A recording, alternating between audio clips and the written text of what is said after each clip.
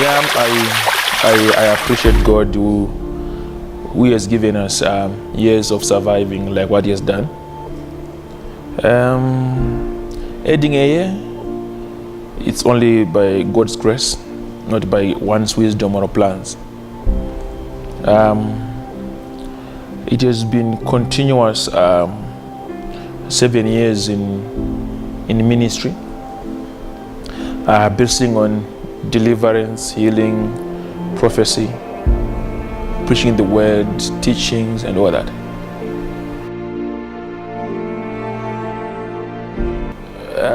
To be honest, it has been truly a roller coaster. It has proved that ministry has its own ups and downs. Before I answer much of the questions that you have, I just want to take you through and say I did not go to Bible school. It's not out of theology lectures, but out of the call which I was directed by Prophet T.B. Joshua, and as well other men of God that played a big role in my life, like Father Michael Hood and other great prophets of this nation, who played a very, very big role in my life. At lunch hours, we used to attend different ministries just to eat the food of the Spirit from them, and we grew out of it.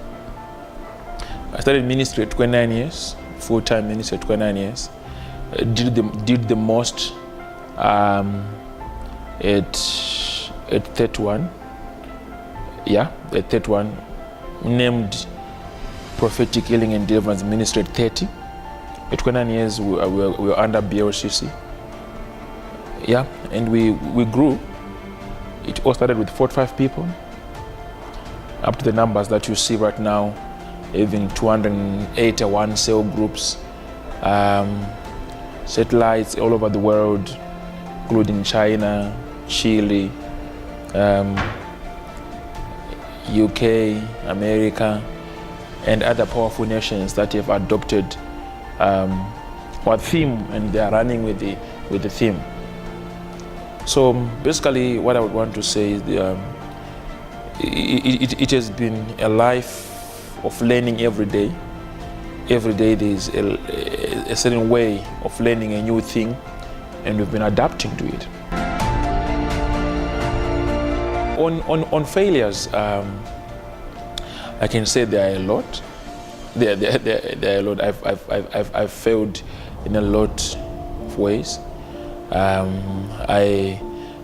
are moments that I do not listen correctly to the voice of God. There are some other messages that God gave me which I did not deliver correctly. So I cannot say I've been successful in the call. I think I've got a lot of shortcomings because remember, I'm not a God of man, but I'm just a man of God. So the man part always fails me, and there's a lot that I was supposed to deliver that I did not deliver. Some of it maybe since everything was new from the beginning, human fear may have limited me to then really express the call of God. Your question is clear when you ask about Yada Connect. Is it a failure or not? To be honest with you, I don't think Yada Connect is a failure. I have not yet failed on Yada Connect. I have delayed, but I have not failed. You see, when God gives you a vision, He doesn't fail. He doesn't fail. God does not fail. And I want to take the opportunity to strengthen my partners on Yada Connect and tell them that delay is not denial. No. Delay is not denial. Just last week, my team was in Bulawayo, making sure that we finished to pay the surveyors and everything to get all the title deeds, which are out now. Just 2 weeks ago, we were given a green light to start to export, and I'm bringing back the Chinese, which are coming in this December, to start to cut our stones and start to export. Also try and trap into the forex. Also looking at the economy at the moment, forex is the answer.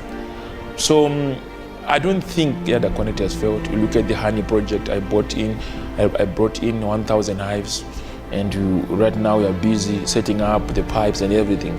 People may see it as a failure because it has delayed, but I've never seen God failing. Those that are pulling out, people have got choices to pour out and to say you failed and judge on their own perspective. But I think that whoever is pulling out was never with us. No, they were never with us from the beginning.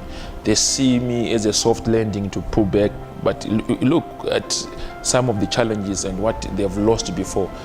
They may see our delay as a loss, but the truth of the fact is they were weak from the beginning. They were never part of us. They were never partners. Because remember, the Connect, when it started, it also attracted people who were not even Christians to join. So people may pour out because of those reasons. The surprising part is the anger and the mood and the way they will be reacting. It always leaves me in awe. Why not speak in a good manner? Why not communicate in a good manner?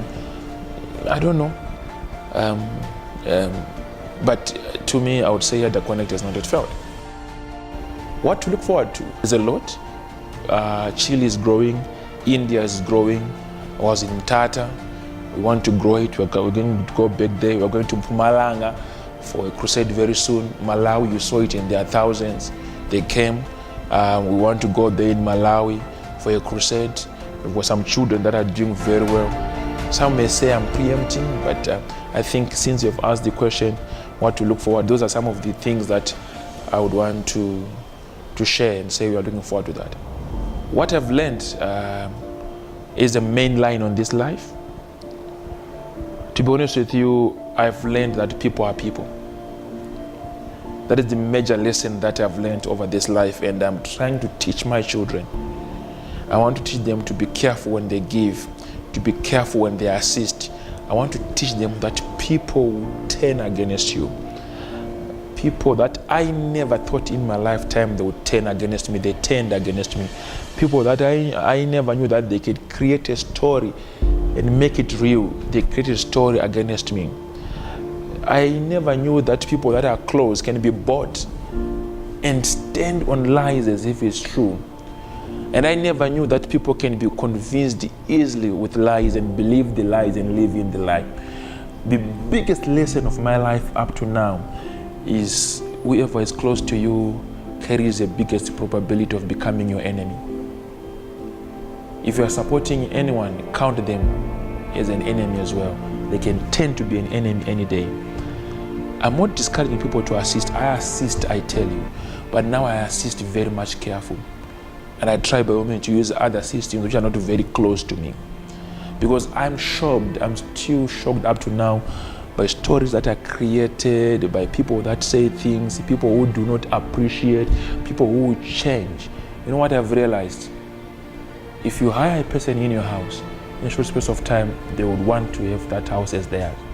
If you give somebody 1,000, they want to own 1,000,000 from where you took away the 1,000. People change, they want more all the time.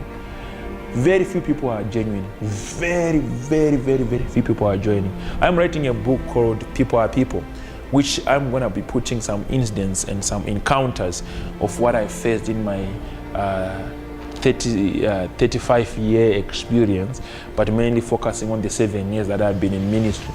Because in most times you'll be expecting that if a person comes to church, they would appreciate and live in such a manner of appreciating what you have done for them. But the moment you start to do something for them, they will demand more. Sometimes the more that you cannot provide. And the world will judge, not because you are correct or wrong. They will judge according to what they hear. And these people, they take advantage because they know one thing. It's not about the story being true. It's about your word against their word. And they know that people will believe the layman. People will believe that one without a name than the one with a name. So they will take advantage of that, and they will speak without fear. They will speak without shaking. My people, I think they've done very well. They've done very well to ignore. Of course, as a man, you would expect your people to do more than just being quiet. You would also expect them to speak in different corridors, to assist you in different offices so that people may understand the truth of who you are really. Because more often, At times that when I then speak to a person as one-on-one, they will then see my cause and my purpose and my vision. So I would expect children to really do maybe a bit more, a bit more of clarifying my core, maybe expressing what I am and clarifying all these funny stories that people may say and people may want to do. So yeah, Haguma, that one. It is one joy of my life.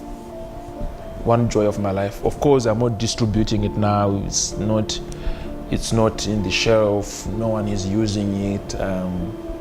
But it's one joy of my life that I expect that at a proper time,